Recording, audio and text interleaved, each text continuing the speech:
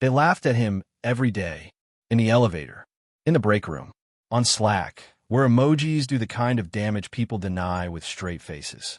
To them, Desmond King was comic relief, the quiet IT contractor in scuffed sneakers who fixed their messes and said no problem when the problem was entirely their fault. They laughed at his thrift store hoodie, his off-brand earbuds, his habit of taking the stairs while they waited for glass boxes to lift them one floor. The man they mocked for just fixing Wi-Fi, owned the patents that kept their favorite apps running, the real estate trust that held the tower they worked in, and the private fund that had quietly saved payroll twice. Desmond chose invisibility on purpose. 15 years earlier, he engineered a compression algorithm for edge devices that slashed data cost so sharply it felt like cheating.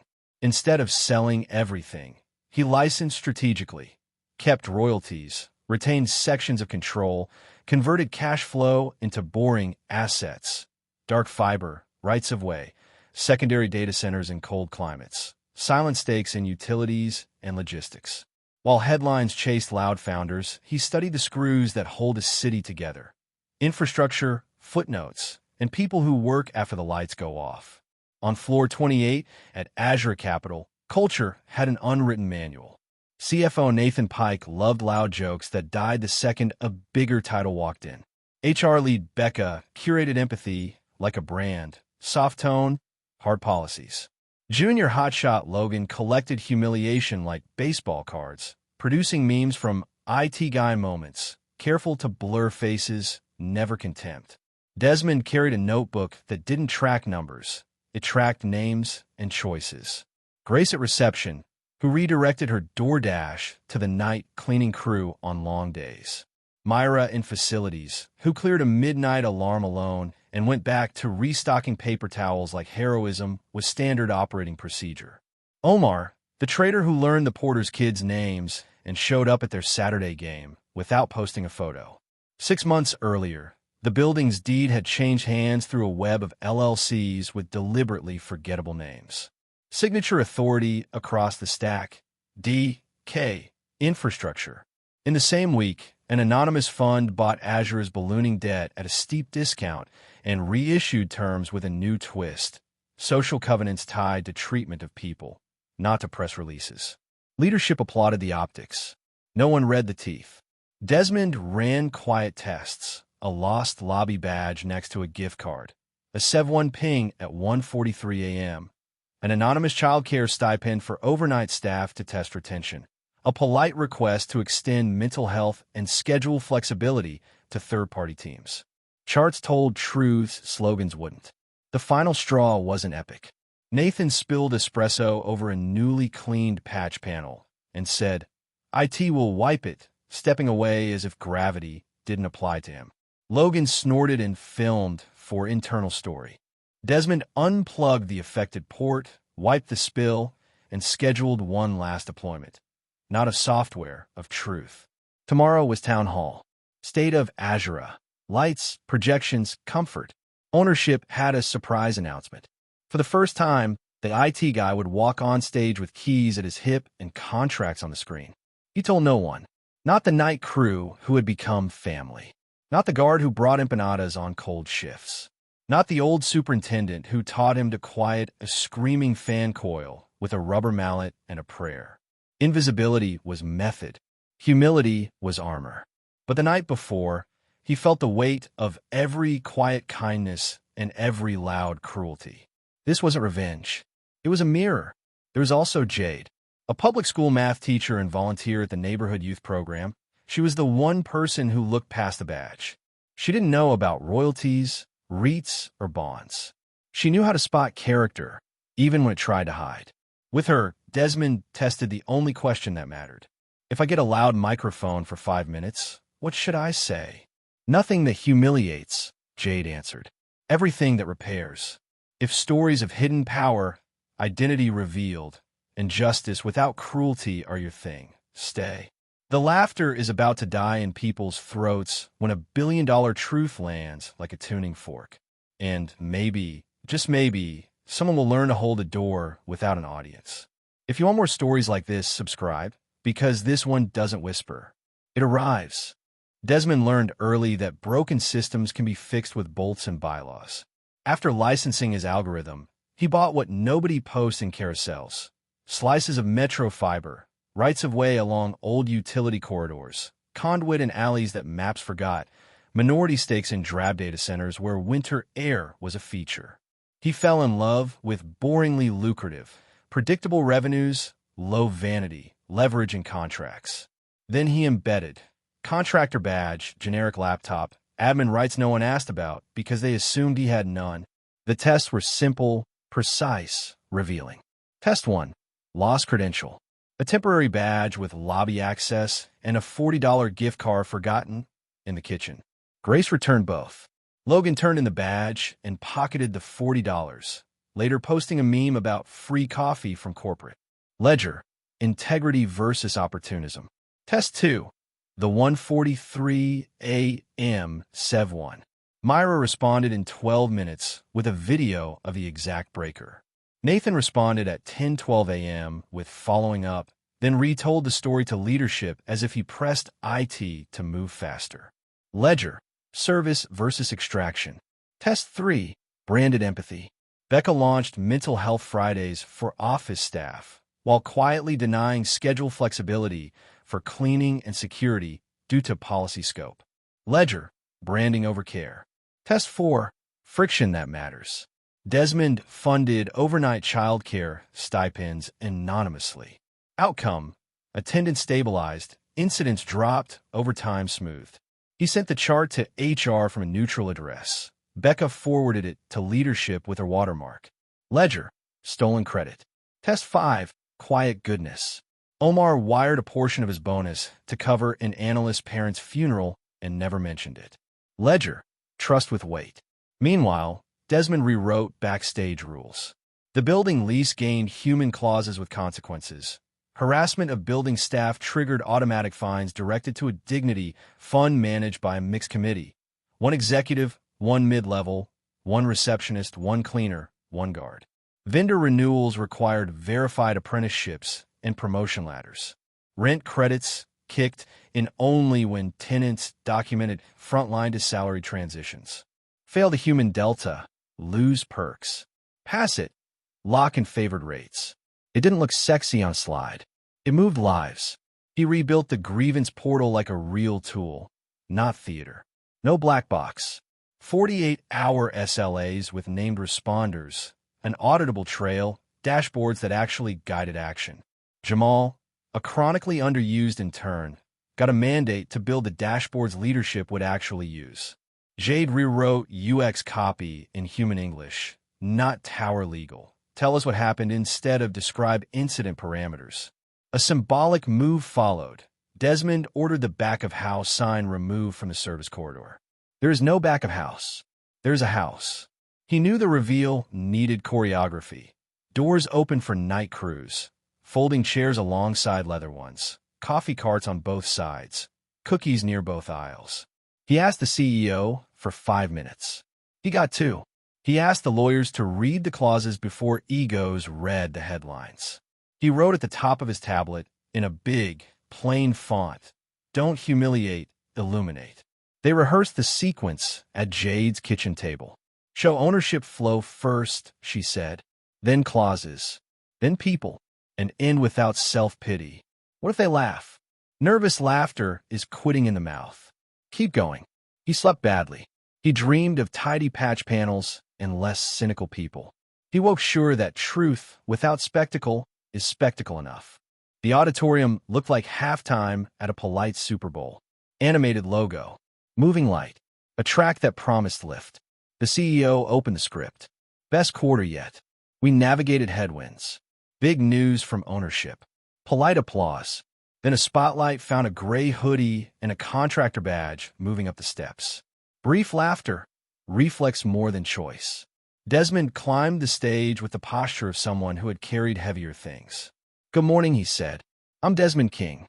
Most of you know me as the contractor who resets things you jam." A whisper ran through the rows. That's true. It's also true that I signed for the LLC that owns this building, for the fund that restructured your notes, and for a royalty stream that covers a chunk of your cloud bill. The screen showed a clean stack, DK. Infrastructure Meridian Core REIT for 100 Lexington. This tower, leases with human clauses. Next stack, DK. Fund 2 Azure Notes, restructured, covenant schedule. This isn't a gotcha. It's a governance update. From today forward, we stop measuring success with numbers that ignore people. Slides turned. Harassment fine schedule feeding the Dignity Fund. Grievance portal with 48-hour SLA and a cross-roll committee. Apprenticeship ratios and contracts. Rent credit triggers tied to frontline as salary promotions. Nathan stood. This is grandstanding. Landlords don't run comp. Correct, Desmond said. Landlords run leases. Your lease now ties perks to how you treat the people who make your profits possible. If you don't like it, don't renew. A wave, fear, anger, curiosity move the air. Desmond flipped the page.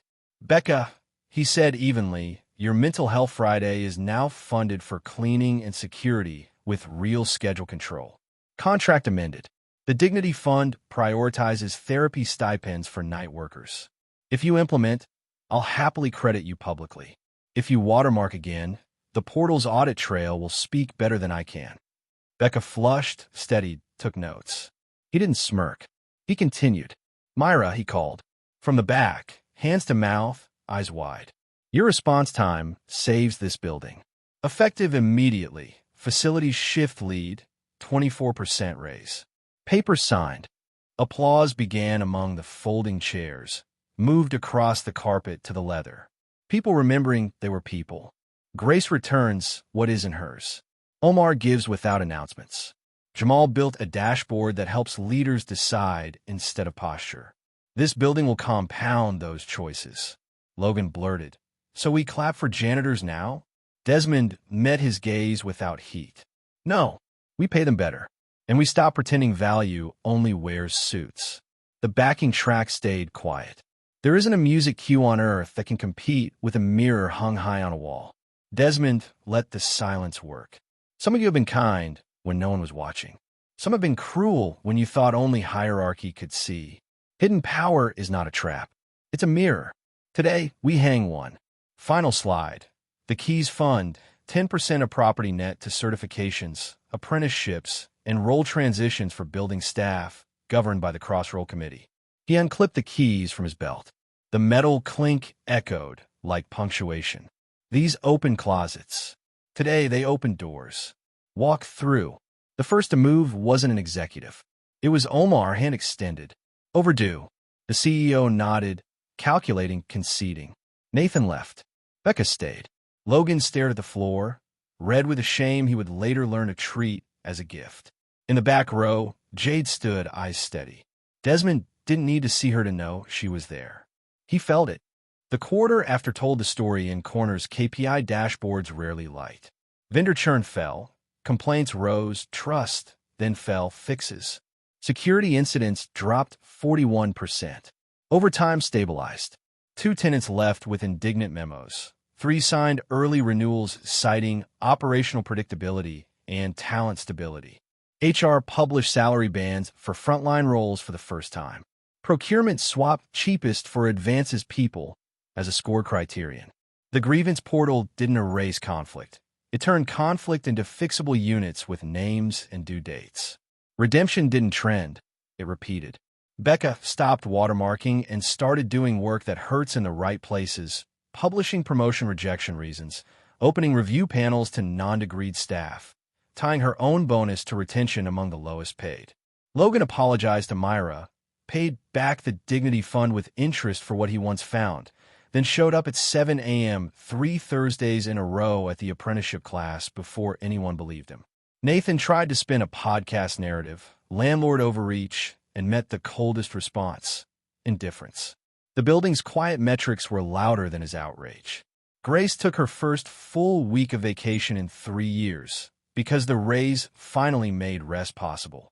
Jamal moved from intern to data analyst after turning the portal into a decision instrument instead of a vent box. Myra redesigned the night checklist around learning. Each fix became a micro-lesson. Each micro-lesson counted toward credentialing. In 6 months, a porter became an HVAC apprentice. and 9 licensed. A guard moved into access control engineering, then negotiated a vendor contract on his own, with the human clause he once only hoped existed. The wheel finally turned for the people who had been pushing it without tools. And Desmond? He traded the hoodie for a blazer on board days, but kept the contractor badge framed on his desk, not as a trophy, as calibration. He still walked the mechanical floors at night, listening to the white noise hum that says tomorrow's comfort is being manufactured right now by people daylight doesn't see. He taped a note above the freight elevator. Character is capacity under load. Not a slogan, a kind of human engineering. Jade declined 2 conference panels with cute titles and empty outcomes. Pay my sub and buy our library books. Also put a parent on stage. One agreed, one ghosted. Jade smiled and went back to class. Desmond locked in a rule he had promised to follow. Don't humiliate, repair. No self-pity, standards. A year later, the building's holiday party looked like a different planet in the best way. No back-of-house. No vendor tables. No VIP. Suits and steel toes sang terrible karaoke on the same riser. Myra raised a plastic cup. To the keys that opened doors that were already ours. To paychecks catching up to respect. To a building that taught rich people to learn and taught the rest of us to stop apologizing for our value. Laughter. A few tears. Someone shouted. To boring money that changed everything. It landed like a truth. Afterward, Desmond stepped onto the empty terrace. The city glowed like a healthy cluster. He thought about the first patch panel he cleaned alone, about the spilled espresso, the easy laughter. He thought about Omar's handshake, Myra's promotion, Grace's week off, Jade's line in the sand. The billion-dollar truth had not been a hammer. It was a level. It brought the plumb line back where it should have always been. He picked up the mic for 60 seconds and said what mattered to those who had just walked in. We're not saving anyone. We're correcting a calculation. Value isn't wardrobe, badge, or a line on LinkedIn. Value is what you hold steady when the load gets heavy. If you stayed with us this far, this building is yours too. Before you go, one ask. What city are you watching from? Drop it in the comments so these stories find the streets that need them.